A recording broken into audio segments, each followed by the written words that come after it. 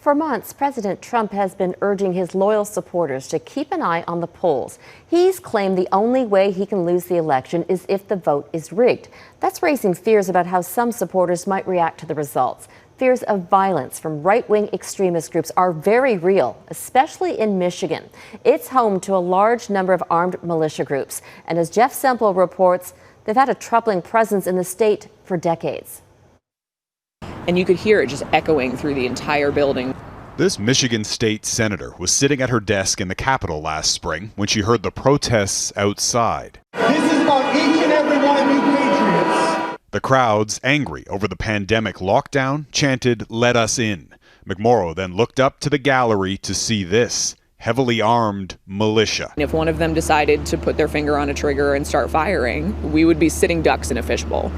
And they were taunting us. 13 militia members, including several from that protest, were later charged with planning to kidnap the governor. I am concerned about what happens next. And some are preparing for the worst. 2020 has been a bumper year for gun sales. Between the months of March and September, Americans purchased more than 15 million firearms. That is nearly twice as many as the same period last year, and nowhere more so than right here in Michigan.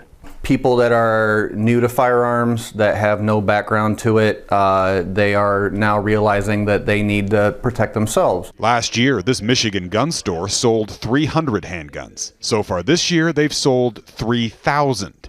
Across the state, firearm sales in September tripled. Freedom being threatened by the things that are going on right now, yeah. These volunteer militia members, self-styled defenders of the Constitution, have existed in Michigan for decades. But during the Trump administration overall, we've actually seen what we think is a pretty solid increase in these groups and in their members.